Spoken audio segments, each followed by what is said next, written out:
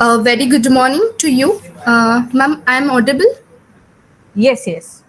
Yes. Very good morning to you on the beautiful Sunday morning. A warm welcome to each one of you to this virtual gathering celebrating the timeless genius of William Shakespeare by the Shakespeare Society of Central India in collaboration with the Department of English, RAJKUMAR KEWAL RAMANI KANYA MAHAVIDYALAYA NAGPUR, HISLOP College Nagpur, J.M. Patel Arts, Commerce and Science College Bhandara, and R.S. MUNDLE DHARAMPETH Arts and Commerce College Nagpur. Your unwavering commitment to learning and your consistent presence in this online course are truly commendable. Your dedication reflects a thirst for the knowledge and a passion for the arts that we deeply admire. Today, we are privileged to have with us an eminent scholar, an expert in the field, Dr. Manjushri Sardeshpande, ma'am. Welcome, ma'am. With her wealth of knowledge and expertise, she promised to enrich our understanding of Shakespeare's work and inspire us to delve deeper into the realms of the literature and drama. Let me introduce the today's eminent personality, Dr. Manjushri Sardeshpande, ma'am. She is working as a vice principal in the R.S. Mundle Dharampet Arts and Commerce College Nagpur. Ma'am, you are the member of Executive Council of Maulana Azad National Urdu University, nominated by the Honorable President of India. Dr. Manjushri Sardeshpande is the honorable member of Board of Studies in the university and various colleges. Ma'am, you are awarded by the RTM Nagpur University as the best teacher in 2022. Ma'am was a chairperson for English Language Committee, Textbook Bureau, Bal Bharati, Maharashtra State. She has published several research papers in national and international journals and also published textbook for the MA and BA, and also her poem published in anthologies. So let us embark on this enriching journey together with open minds and eager hearts as we explore the profound legacy of one of the history's greatest playwrights. Once again, welcome and thank you for your continued enthusiasm and participation.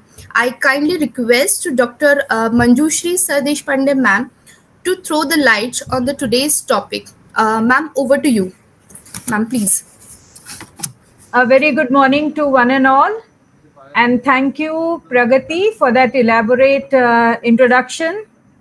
At the outset, I would like to thank CLICK, Dr. Pranoti Chakravarti ma'am, Secretary, Dr. Usha Sakure ma'am, all the collaborating colleges, the principals of the collaborating colleges, Rajkumar KEWAL Ramani College, J.M. Patel College, HISLOP College, and R.S. Mule Dharampet Arts and Commerce College for inviting me and giving me this opportunity to really have this interaction on Shakespearean sonnets, especially focusing on its form and structure.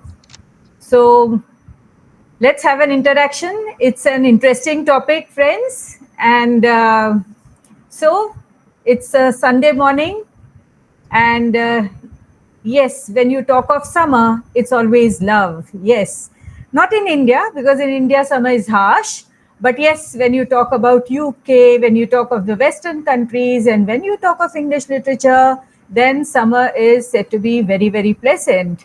Yes, and now let us see what we have in store as we go on embarking on this journey of sonnets. And let us see what sonnets are. And for that, I will now start presenting my PPT. Just let me know whether the PPT is, I'm just presenting. Just wait a minute.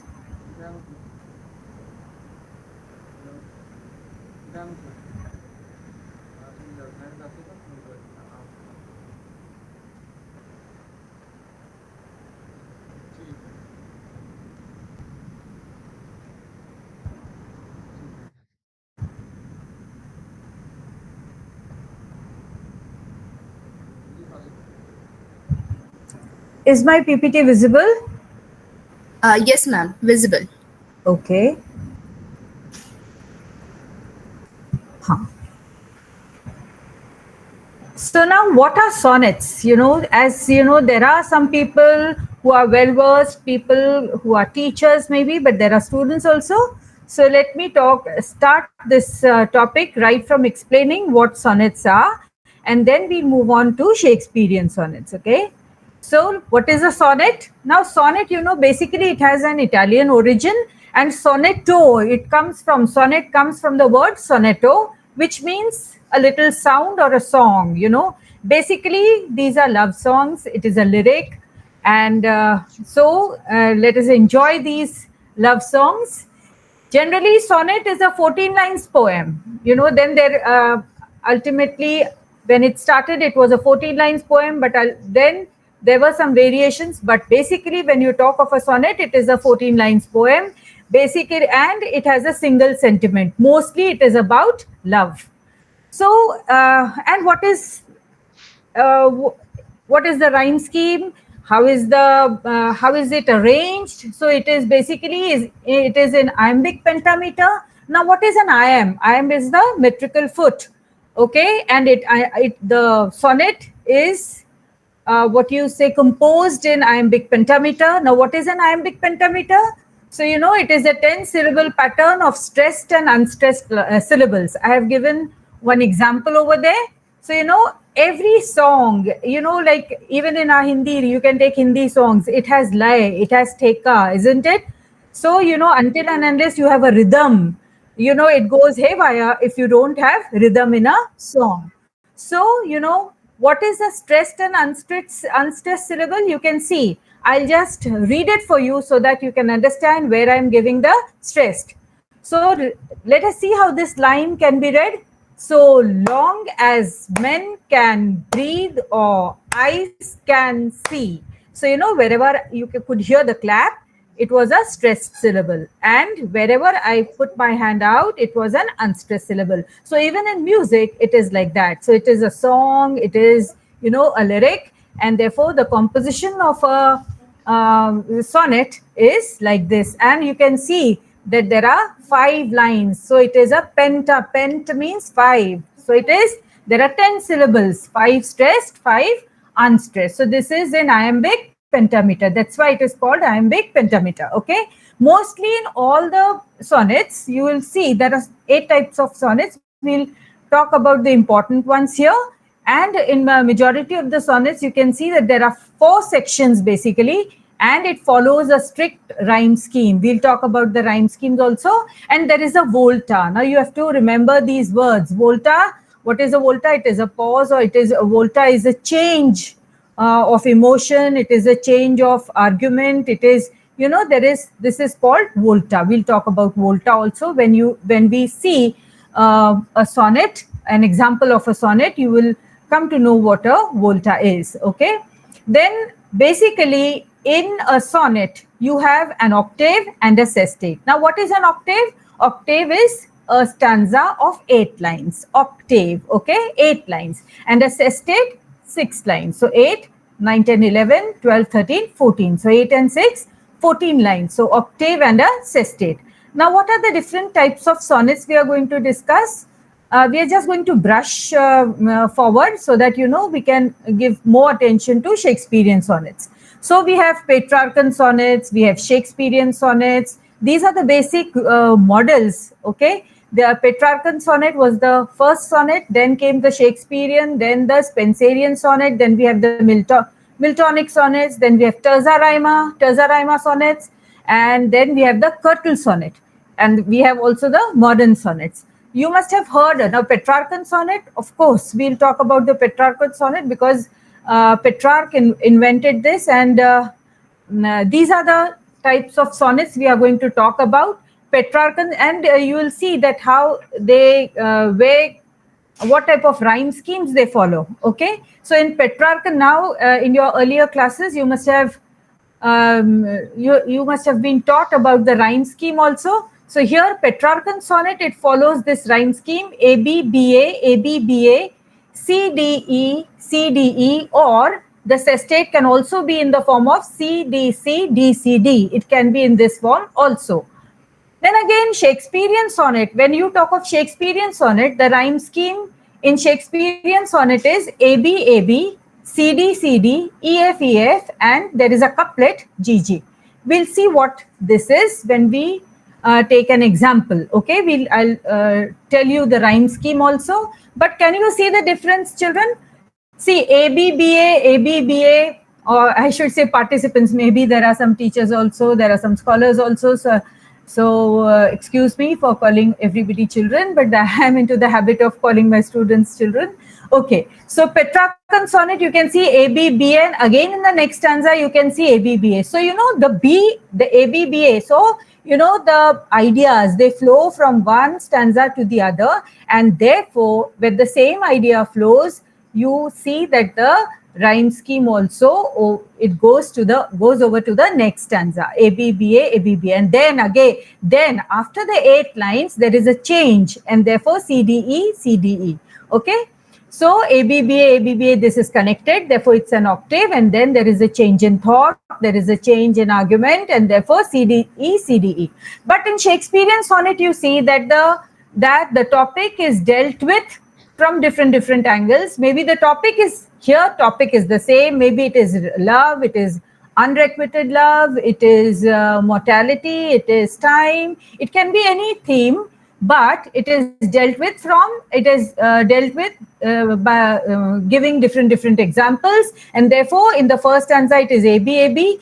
So in the next stanza, it is compared with something else, and therefore it is C, D, C, D. I know it is becoming very technical, but I have to explain these techniques, and then when I explain you the sonnets, it will become easy for you. So I'm just telling you why the rhyme scheme, how when the when the comparisons are different. See, in the Shakespearean sonnet, in the first stanza, we have A, B, A, B, and we do not have A or B in the next stanza. So totally it is dealt with from another angle.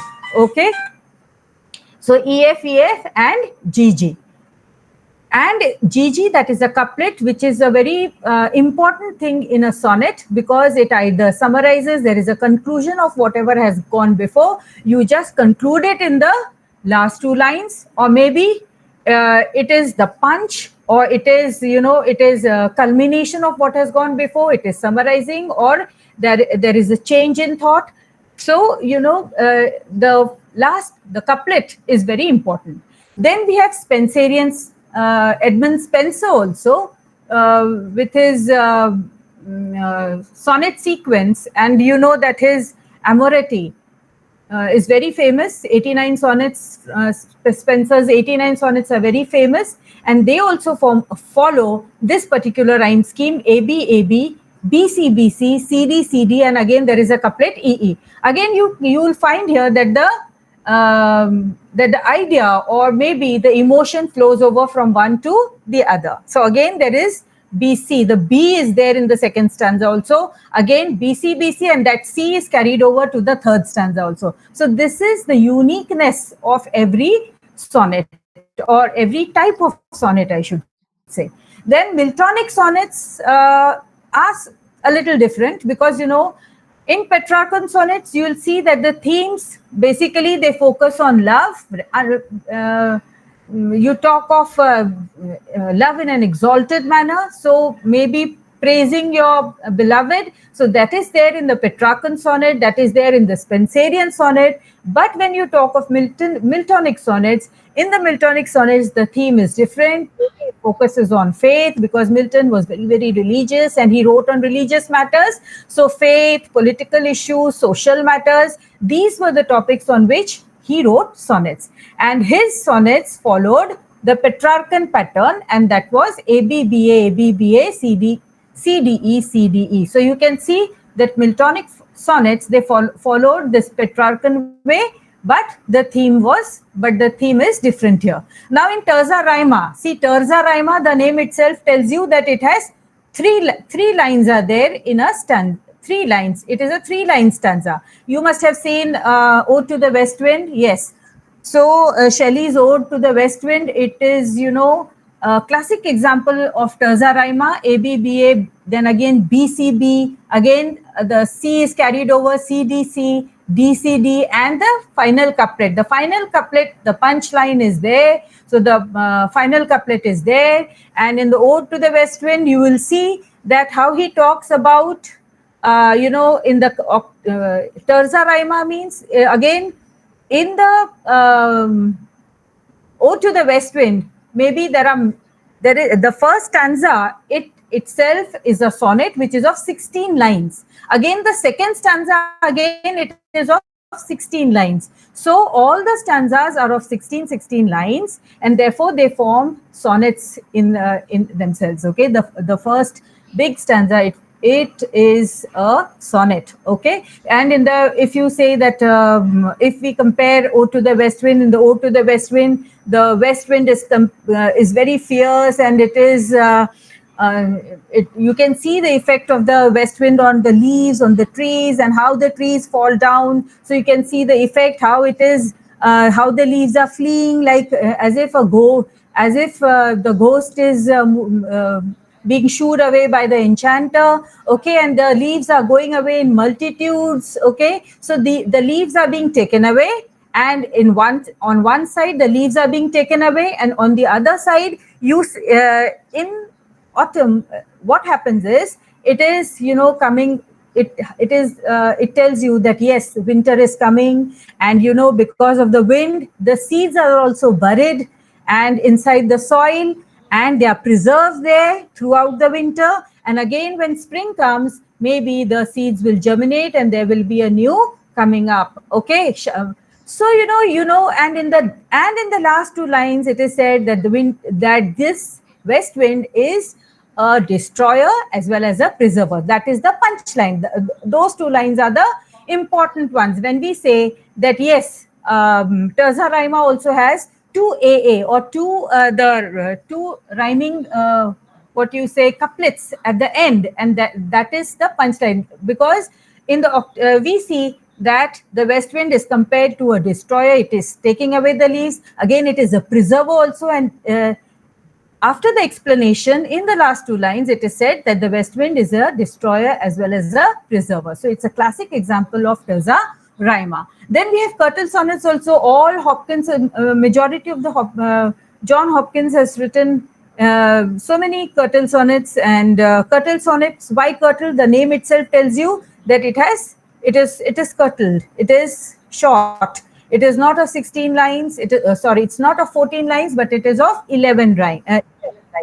And it follows the rhyme scheme ABC, ABC, D, B, C, D, C. So it's in sprung rhythm, Now, when you talk of rhythm, I tell you that in songs, we can see that there are some songs which are, if it is a ghazal, the rhythm is different. The lay is different, if it is a bhajan, the tal will be different. If it is a fast song, it will be something which has fast music, that is the rhythm will be faster. So sprung rhythm is something which is a little faster. It gives you speed, so that is sprung rhythm. So right now we don't have time to go in detail, but I'm just touching all these points. And now I come to Petrarchan sonnets. Now, when you talk of Petrarchan sonnets, that sonnets were introduced by, it was invented by Giacomo di Lentini. Now, who is Giacomo da Lentini? He is the inventor of this sonnet, basically. He is a 13th century poet, and he was at the court of Holy the Holy Roman Emperor Frederick II. Okay, so in the olden days there were poets in the courts of kings, and they used to write poems in praise of the kings, okay, lords. And so this poet, 13th century poet, he was in the court of Roman Emperor Frederick II. He developed, and actually he invented this, but this sonnet was developed and it was promoted and it was used by Francesco Petrarch, and therefore, as Petrarch wrote nearly 317 sonnets, he used it the most, and therefore these sonnets came to be recognized or known by his name, and they were called as Petrarchan sonnets. Actually, Petrarch also wrote these sonnets, as I told you in the beginning, that sonnets are love poems, and here Petrarch also wrote these sonnets in praise of Laura, who was his love. And he wrote sonnets. Some sonnets talk of unattainable love. In some of them he worships love, and in some sonnets there is unrequited love.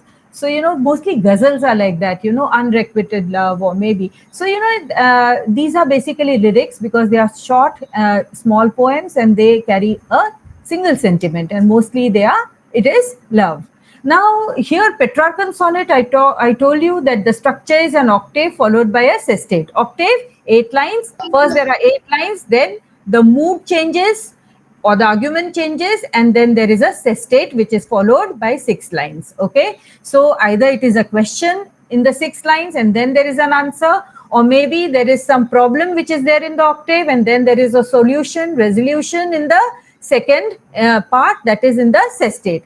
Volta. Now, volta is the turn in the argument which you see in the sestate. Okay, so it happens between the 8th and 9th line. So from after the 8th line, the stanza changes, and in the sestate you can see that there is the mood changes, there is answer, there is solution, or there is some resolution, or there is that whatever tension is there in the 8th stanza, it is resolved. So you find an answer so it is a change. So sesta is a counter argument, it is an answer, it is a resolution. And already we've talked about the rhyme scheme, and in the Petrarchan sonnet, the rhyme scheme is ABBA, ABBA. It is followed by CDE, CDE, or CDC, DCD. So, it is, the Italian language is really rich, and therefore, the sonnets can really be enjoyed because of the exalted language, the refinement of the language you can see and enjoy. And here we can see this is an example of Petrarchan sonnet. This has been written by Elizabeth Barrett Browning. She followed the Petrarchan way. The sonnet is written in the Petrarchan sonnet style. And let us see Elizabeth Barrett Browning's sonnet, and you can understand how a love poem is written and how sonnets used to be written. So, see, this talks about love. How do I love thee? See, I have given the rhyme scheme also. This follows ABBA, ABBA, and on the other side, you can see the sestate, CDC, DCD. Okay, so this is the way it is arranged. So it is talking about love, as all the sonnets, they are love poems. How do I love thee? Let me count the ways. How do I love thee? I love you so much. There are so many ways.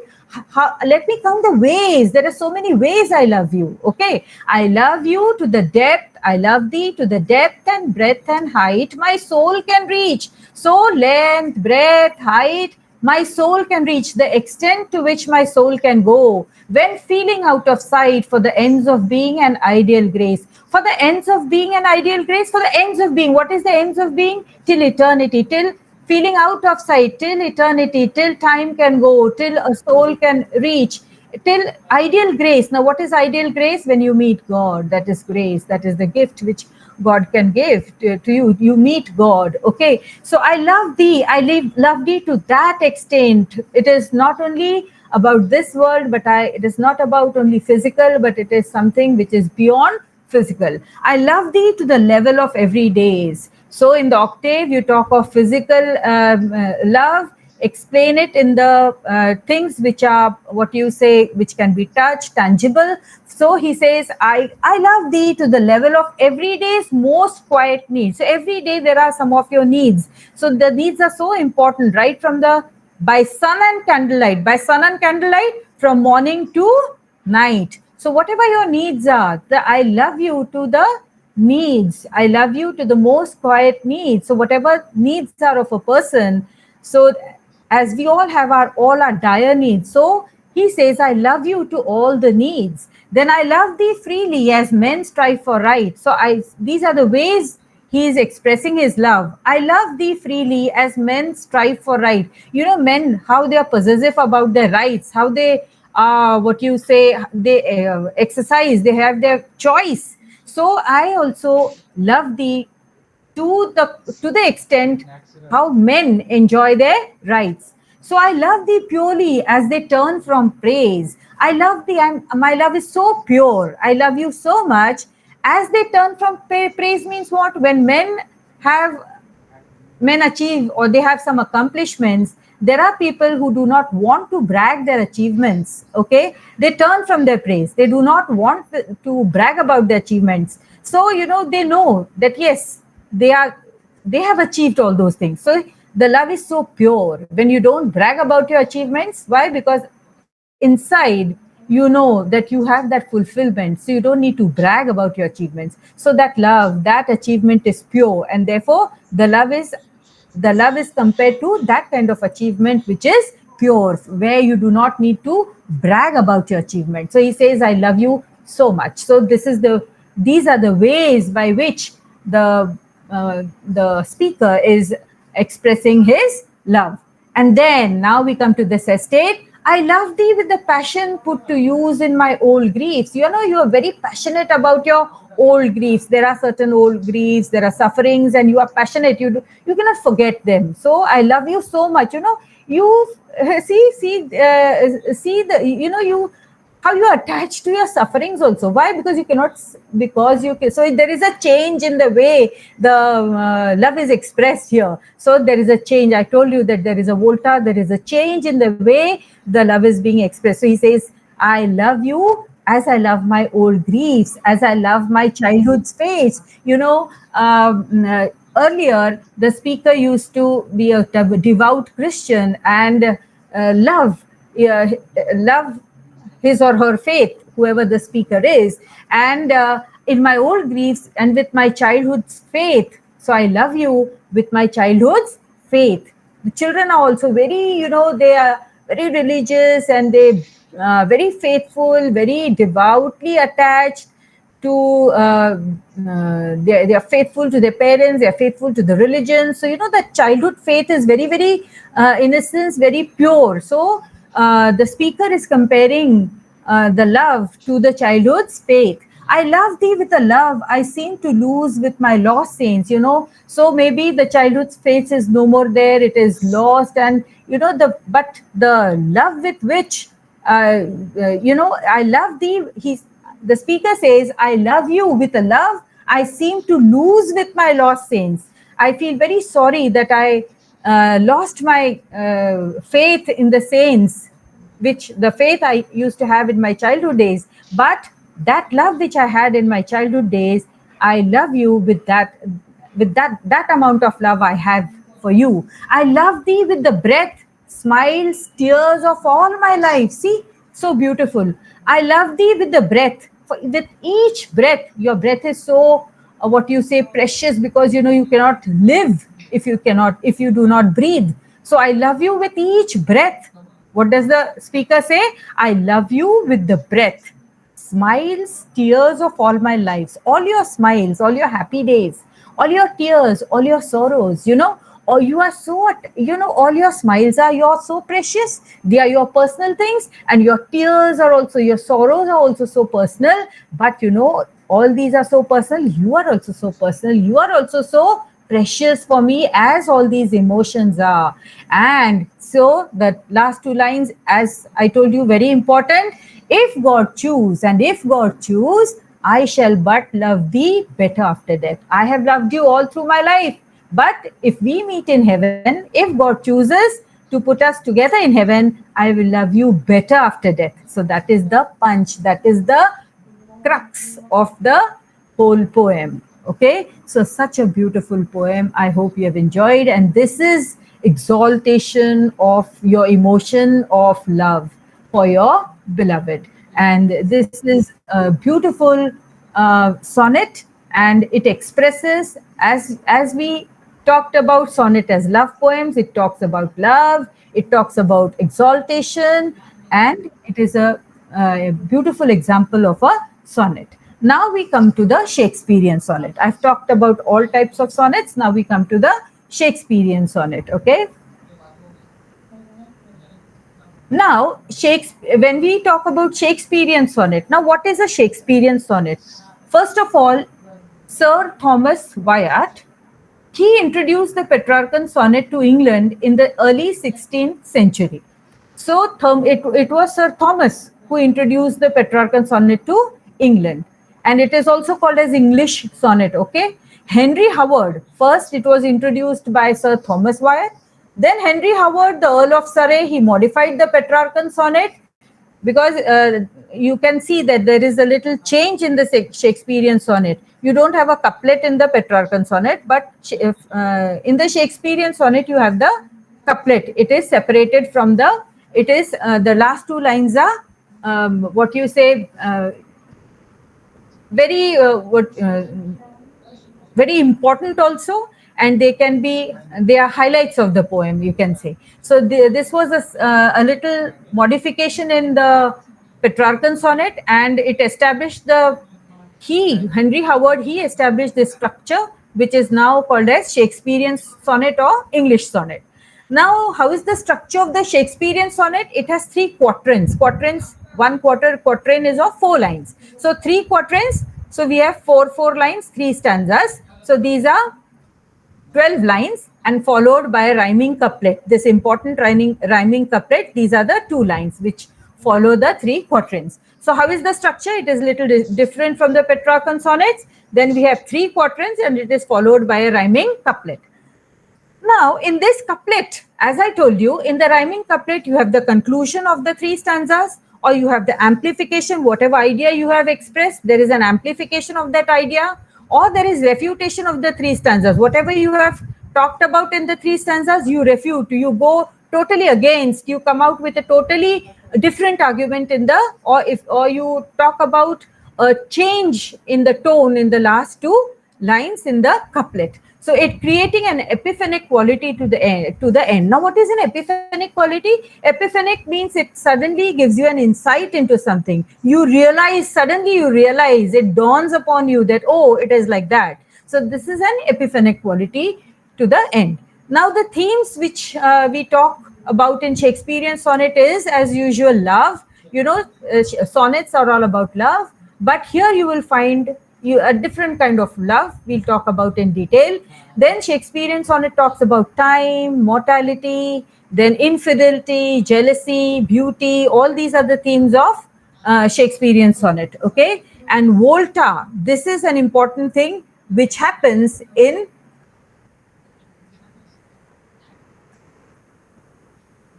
just a moment. Oh.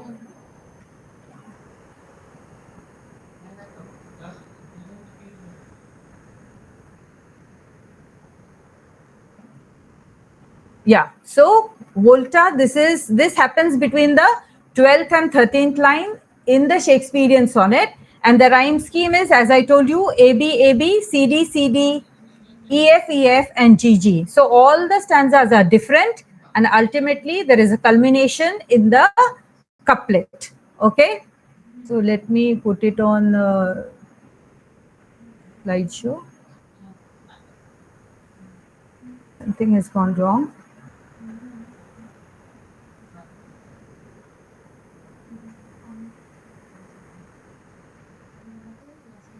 Yes. I don't know why it is not in my control. Okay. So now let us see the salient features of the Shakespearean sonnet. I'm not being able to put it on slideshow because it is going out of control. I hope even in this mode it is visible. Somebody can unmute and tell me whether this type is Yes, ma'am. also It is also visible in this okay. mode. Okay, thank you. So now we talk about the salient features of Shakespearean sonnets. Now Shakespeare, we all know about his plays, and today when we are talking of sonnets, you know, Shakespeare is a master of language, and therefore his collection of his collection of this poem, his poetry, is also something unique, and we can understand the other side of him. We can understand the emotions which he brings through his sonnets, and he published his sonnets in 1609, and it is a beautiful collection of basically English language. And as I told you, Shakespeare talks of human emotions. All his plays are universal because the themes are universal and they are beyond time. The emotions are universal emotions. Whatever jealousy you talk about, the different emotions, ambition, jealousy, all those things are prevalent even now. They are relevant even now. So therefore, Shakespeare is relevant even today. And here, yes, in the sonnets also, there is complexities of human emotions, and he talks about beauty, love, time, immortality, and you know, we are going to talk about art versus time also, art versus life, art versus nature, uh, about which he talks in his sonnets. So his language is rich. There is an intricate wordplay in his sonnets. You can see beautiful wordplay in his sonnets, and there is a profound and very deep exploration of emotions. Okay, of course, epiphanic moments are there. You realize that yes, this is he is giving us some insights into the true or maybe different ways of love, different aspects of love. So, you know, Shakespeare has written basically 154 sonnets. And out of these 154 sonnets, 126 sonnets he has addressed to a fair youth, a handsome youth. Now, this is something very, what you say, usual. Maybe because, you know, Spencer talks about his lady love, then Petrarch talks about Laura. You know, they talk about their love. He also talks about, but here he's talking about a love for a young person. So, young man, he's talking about a youth. He's addressed this to fair youth. So, 126 sonnets out of 154 sonnets, they are addressed to a fair youth. They are in admiration of this youth. He's giving advice to this youth, and there is longing. He yearns for the company of this youth. Okay, so this is something very unique, addressing sonnets to a young man. Some people considered Shakespeare to be a homosexual also, because he's considering a love for a young man. So 126 sonnets are addressed to fair youth. We'll take two of his celebrated sonnets. All his sonnets are very important. All his sonnets are beautiful, but here we are going to consider two sonnets. We are going to talk about two sonnets which show the salient features of Shakespearean sonnet. Okay, so 126 sonnets, they are addressed to a fair youth, a young person, and from 127 to 154, they are addressed to a dark lady. Okay, she's maybe Mary Fitton. She's a and these sonnets, they talk about complex and tumultuous relationship. Maybe it was about love. She did not respond to his love, and therefore, you know, those poems are really something different. They are not praising the lover. They are not in what you say praise for the lover, but you know, they are.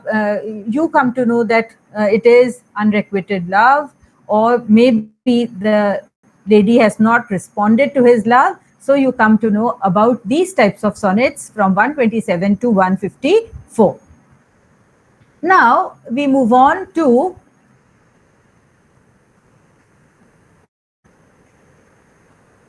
now, you know, these sonnets, basically when you are talking of Shakespearean sonnets, these sonnets, they celebrated the poet's feelings for their beloved and their patrons. In those days, sonnets were written for the patrons and they were addressed. See, I've written in bold. Basically, these sonnets were addressed to stylized, lionized women.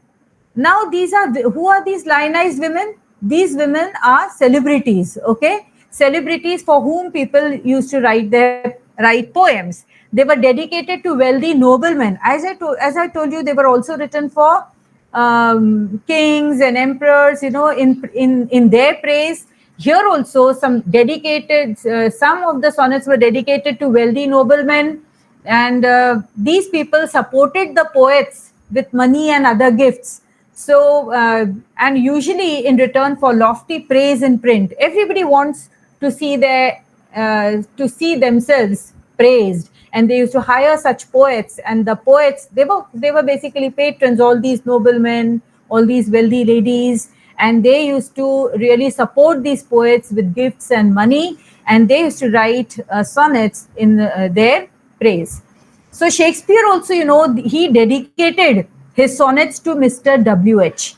Now, all these 126 people say, now all these are speculations. There are so many people talk about so many people. Actually, it's not directly given anywhere about whom these sonnets are written, but people say that yes, Shakespeare dedicated his sonnets to some W.H. It is mentioned W.H. in one of his sonnets, but W.H. can be many, the initials can stand for many people at that time, but prominently, or people say that it is Henry Wriothesley, who was, he was basically, it is about Henry Wriothesley, and it is something very unique that sonnets were written, and it was addressed to a youth. So, it is, people say it is about Henry Wriothesley. He was, Shakespeare wrote, he used his sonnets to explore different types of love in his sonnets. And basically, it's a triangle also, because Shakespeare writes about this dark lady also. He addresses some of his sonnets to the dark lady also. So there is a triangle. He says that there are different types of love. In some of the sonnets, he has talked about the love between the speaker and the dark lady, or maybe it is the young man and the dark lady, or the dark lady and the speaker. So this is the trio, young man and the speaker. So this is we can say the homosexual love. It is, speaker is Shakespeare, you can say, and the young man is the patron. Then young man and the dark lady also, there are some sonnets which focus on the love between the young man and the dark lady, and there are some sonnets which talk about the dark lady and the speaker, the relationship between the dark lady and the speaker. Yes. So all the from sonnet 127 to 154, you can see it is about the speaker and the dark lady. So, this dark lady, basically these sonnets are different. I told you, these addressed to the dark lady is different, because here the dark lady is really, she's earthly, she's sexual, she has some affairs with different people also, she's faithless. And so, he is really, he doesn't like this, the speaker doesn't like this, and it is in direct opposition to lovers described in other sonnets. When you talk about Spenserian love, when you talk about Petrarchan sonnets, they really are in love with their ladies. And this is something different, because maybe this is about the person has not responded to his love. So we move on to the next slide.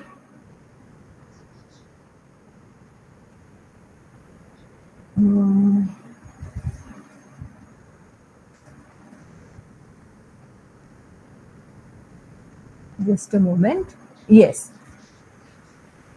Now, Shakespeare, basically, when Shakespeare talks about love, he is also talking about the dangers of lust and love. He's saying that, yes, pure love is something which is beyond sexual desire. But he says that one should have this sight. You look at the physical aspects of a person, you look at the beauty of a lady and you fall in love, but you do not know about the character of a person. Okay, so you should have the correct sight, because otherwise it is falling in love can be a very painful emotion. It can have dire what you say consequences. And but it, lust and love are something different, because lust, it causes us to make mistake sexual desire for true love. And he wants to really make people aware that the difference between really true love and sexual love. Because if it is lust, it turns human into savage, it makes them crude, and that is not true love. Okay, so he wants people to really have that sight, because as maybe he did not get his love because he mistook his love, and he felt that it is love, but when he did not get his love, so he feels that yes, a person should have really a person should have that sight of finding out whether it is a true love or not. Then when you talk of yes, let me go to the next slide. It's not moving.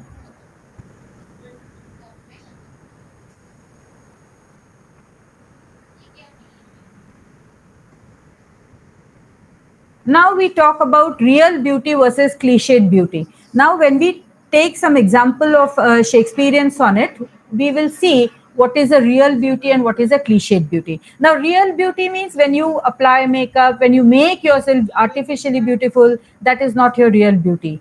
You should love a person for what the person really is, So, when you talk, when Shakespeare says that yes, poets, they write sonnets, they transform women into the most glorious creatures, and they feel, they exalt their love, they write so many, they praise. And these words basically, when you compare your beloved to a rose, when you compare your beloved to a sun, to her eyes to a sun, Shakespeare feels that this is just fake praise. It is not the true praise. He feels that we should love a person for what the person is, how the person really is. And therefore real love begins when we try to accept our lovers for what they really are, and what they are, and not for what they are not. If you love a person, you love the person for her heart, for her soul, and not for the physical beauty. Okay, as anyone can use artful means, he says, to make himself or herself more attractive, but that cannot be called beautiful. And calling somebody beautiful is not a compliment, because when is it not a compliment? Because when a person makes himself or herself artificially beautiful, that beauty is not real beauty, he says. Okay, so so that's why he talks about real love. And he says that there are responsibilities of being beautiful. Now, what are the responsibilities of being beautiful? In his sonnet, from sonnet 1 to 126, he says, he urges the speaker. He says that, yes, you are so beautiful, you are so handsome, but there is a responsibility on you that you should carry forward this beauty, this inner beauty, or this physical beauty which you have, and make yourself immortal by having children. If you don't procreate, if you do not have children, then how will you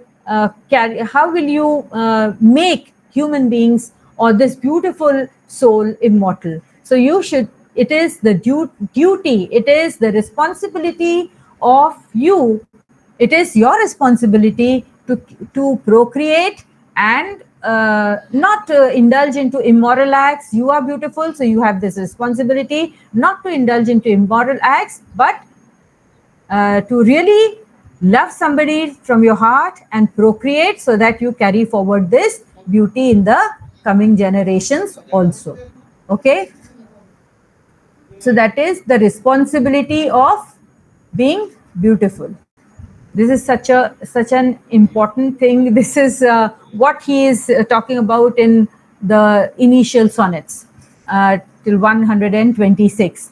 Then, as I talked about what art versus time, he says in his sonnets, he portrays time as an enemy of love. Why? Because with the passage of time, what happens? The beauty fades, isn't it? You can see the mark of time on the body. The time and time, many times it happens that time it destroys love, because time causes beauty to fade, people age, and life comes to an end. But he says there is one thing which is very important as far as art is concerned. He says that I can preserve this beauty, I can preserve this beauty which is given by nature when I preserve it in the form of verse, when I preserve it in the form of a poem. If I capture this beauty in the poem, it will be preserved, it will be there till eternity. This verse I'll make this verse, the beauty will become, my beloved will become immortal through verse. So I will win over time. So as long as readers read the poem, the object of the poem's love will remain alive. So through art, he wants that nature and beauty should overcome time. So time will not have any effect on the beauty of his beloved, because he has captured the beauty, captured his love in verses. He has captured the love in poem. So, now there are many symbols, there are many motives through which Shakespeare has used motives and symbols in his poems. In several of his sonnets, he uses seasons to symbolize the passage of time. As you know, that spring is birth, isn't it? Then comes the youth, that is summer. Then it is autumn. Autumn tells you about old age. It tells you that yes, winter is coming, and winter is death. So it is passage of time which is reflected by seasons. It tells that everything in nature, from plants to people, everything is mortal, everything will come to an end. But nature creates beauty, and which poets capture and they make it immortal in their verses. So it's such beautiful. So art has that power, art has that that capacity to capture beauty, to make his beloved immortal, make the beauty of his beloved immortal. Okay, so let us take some two sonnets in the end, so that whatever we have explained, whatever has gone before, you will have a revision and you will get what you say, you can examine it, that whether whatever has been talked about in the sonnet explanation given by William Shakespeare, you can see it for yourself. That here we'll take one sonnet from the beginning, because from 1 to 126 it's addressed to the young youth, so therefore we'll take sonnet 18, and then we'll take sonnet 130. These are masterpieces, these are literary masterpieces in English language, and therefore they are par excellence, and therefore we'll take these two sonnets. So sonnet 18. Shall I compare thee to a summer's day? Now, William Shakespeare, he's talking to this fair youth. He's addressed this sonnet to the fair youth. He's saying, shall I compare thee to a summer's day? Now, here, again, initially, I told you, summer is very beautiful in England. So, he says it's beautiful because people eagerly wait for summer, eagerly wait for warm. Everything warm is compared to life. And therefore, he says summer is compared to life, summer is compared to youth, summer is compared to love. So, shall I compare thee to a summer's day? Summer day, like in India, we say Vasanta Rutu, that is in your heydays. It is the summer is said to be it is the most beautiful season in the whole year. And therefore, he says, so in the whole life, the summer is the youth of a person's life. And therefore, he says, shall I compare thee to a summer's day? Should I compare you to a summer's day? Thou, you are more lovely and more temperate. So summer is said to be beautiful, but you are more beautiful than the summer. You are more beautiful. You are more lovely. You are more milder than the summer. So you are mild. You are so lovely. Shall I compare you to the summer's day? You are more lovely, more temperate. Rough winds do shake the darling buds of May. Even maybe summer is so beautiful, but there are times when even in the month of May, there are some rough winds which shake the buds. There are beautiful buds which are going to blossom, but Sometimes the rough winds, they shake the darling buds of May, and summer's length hath all too short a day. Many a times it will happen that summer is also on a lease, and it will come to an end one day. Summer has to come to an end. Okay, it is dated.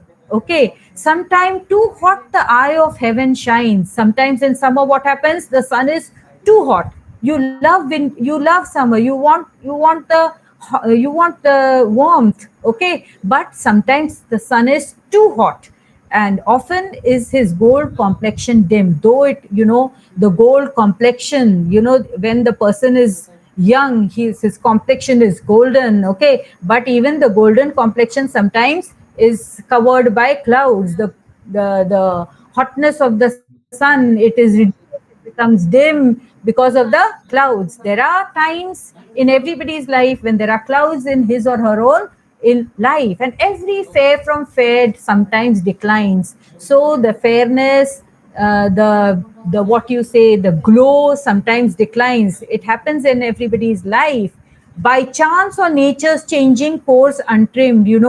There is summer is going to end, your youth is going to pass away. So it is, nature is going to change its course, it is going to move ahead. But now this is an octave.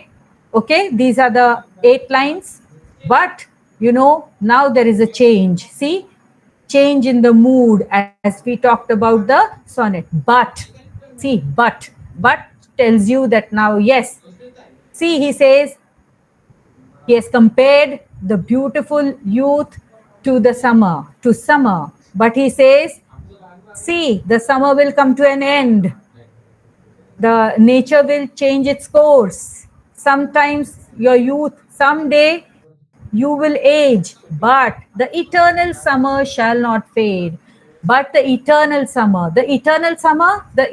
youth, I will not let this eternal summer, the eternal youth, I will not let it fade, nor lose possession of that fair thou owest. You are so fair, you are so beautiful. I will not lose this possession, I will not lose you, I will not lose your beauty, nor shall death brag thou wanderest in his shade. I will preserve this in such a way that even death actually it brags. Brags means it boasts. Why? Because death can really take away everything. But I will preserve you in such a way that even death cannot brag. Death cannot touch you. Death cannot come near you. Death cannot touch you. When in eternal lines to time thou growest, when in eternal lines, because I will capture your beauty, I will capture your summer, I will capture your youth, I will capture your fairness, your beauty in eternal lines. In my poem, in this sonnet,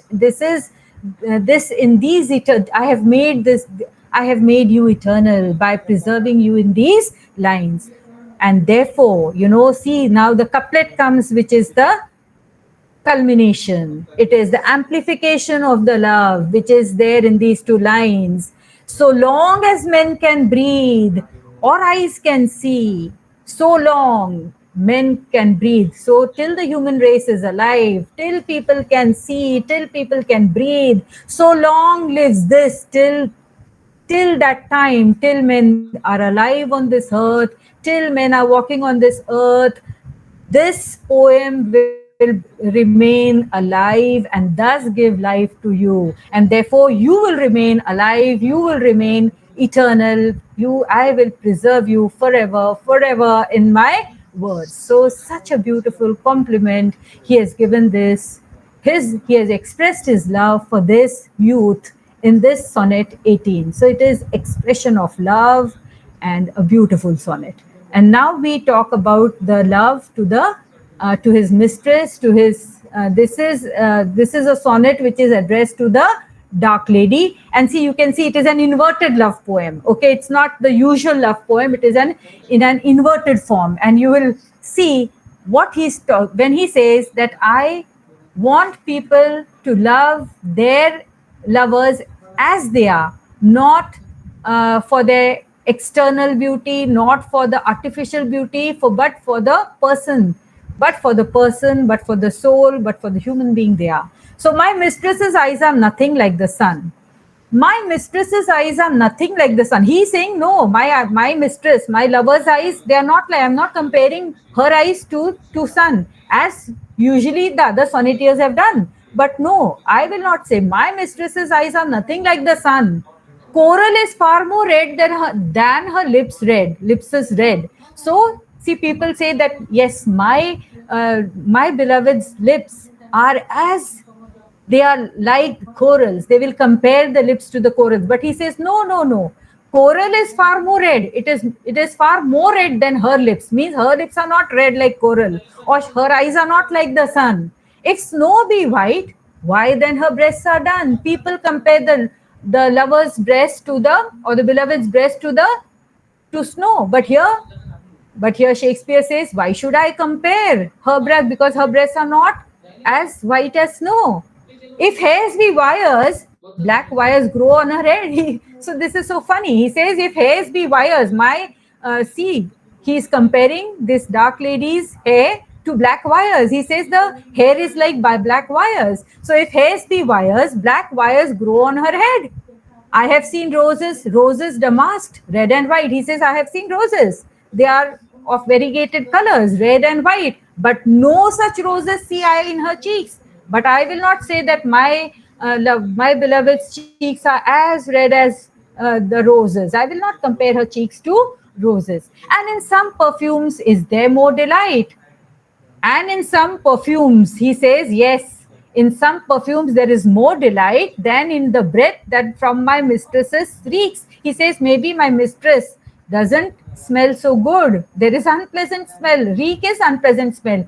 That is, she doesn't smell so good. And therefore, I will not compare her scent to some perfume. Okay. He says, I love to hear her speak. But again, see, after the word reeks, the octave ends, and now after the octave, we have the sestet. So now we come, I love to hear her speak. But he says, see, though her eyes are not like the sun, though her lips are not red as corals, though her breasts are not white as snow, and her hair is like black wires, but I will say that I love to hear her speak. Whatever her voice is not music, but still I love to hear her speak. Yet well I know that it is not music, and music has far more pleasing sound. Music is far more, I know that, but still I hear. So this is change in the way he's talking about his lover. He's expressing, he's saying, he's saying it is more than what artificial beauty is. I love her as a person. Okay, so her voice is music to me. The way she talks is music to me. I grant I never saw a goddess go. Maybe she's not a goddess, but for me, she's a goddess. Okay. My mistress, when she walks, treads on the ground, and yet on heaven, I think my love as rare. So even though she's not, her eyes are not like sun, and she's not a very beautiful person.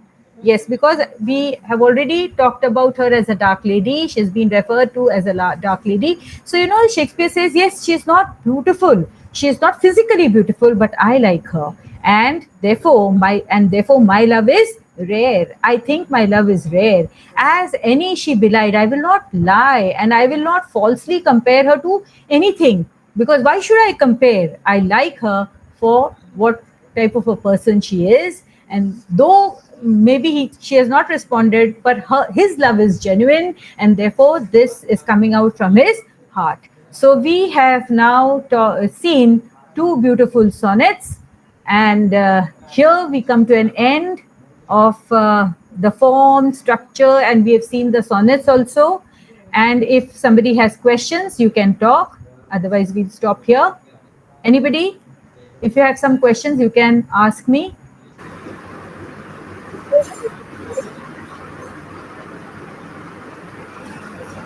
Yes, friends? Anyone?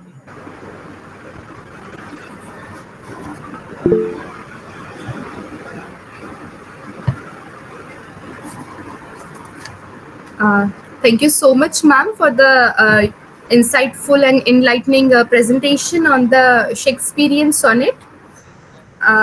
And I appreciate your ability to present the subject in such an interesting way, and your style of teaching.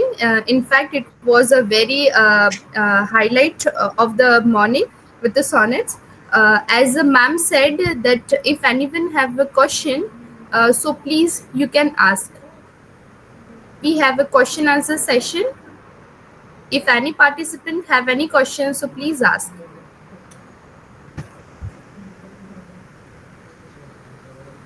Did you like the session, friends? Unmute and tell me so Yes, that ma'am. I can also make improvements. Yes, ma'am. Okay. Before this, did you come across any sonnets? Did you read any sonnets before?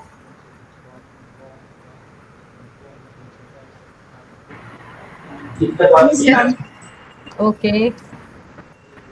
Yes, ma'am, we have read, but never found it very interesting. It was so drab to understand. But now I think I'll read it with fresh eyes and, with a fresh set of thought process. I'm sure I'll enjoy it better. Yes, yes. Thank you so much. Thank you. Thank you. Thank you so much, ma'am. Yeah. So, Pragati, should we stop now? Yes, ma'am. Ma'am, actually, you have explained the topic in such a very good way and in very detail. That's why I think there is no question from the participants. So, moving towards the formal vote of thanks, I express the sense of gratitude to you on the behalf of the host institution. I would like to thank the president of the Shakespearean Society of Central India, Dr. Pranoti Chakrabarti, for her thoughtful plan for this lecture series.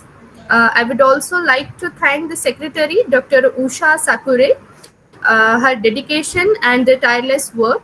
I thanks to the principal of the organizing colleges, Dr. Urmila Dabir, ma'am, Dr. Prashant Shelke sir, Dr. Vikas Domne sir, Dr. Mohan Nagrare sir, and all the coordinators, Dr. Madhvi Moharil, Dr. Veena Joseph, Dr. Karthik Panikar, Dr. Manjushri Sardesh Pandey ma'am,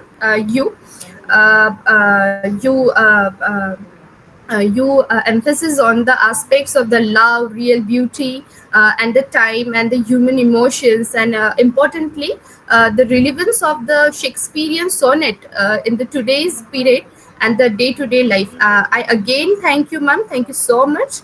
I'm also grateful to the technician, Mr. Ankush Bobre. Without whose support, the series wouldn't be possible.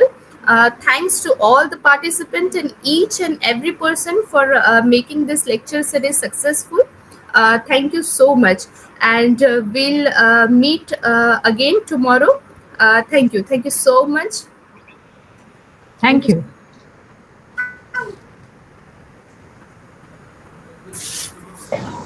Thank you, Manju. Thank you, Pragati. Even I should thank Pragati also. Thank you so much, ma'am. And this was the first time for her. She's not related to literature. She is from political science, a contributory teacher, and still she has done a wonderful job. I really appreciate it. Thank you so much, ma'am, for giving me the opportunity. Thank you. Okay, okay. Bye, bye, bye. Thank you all.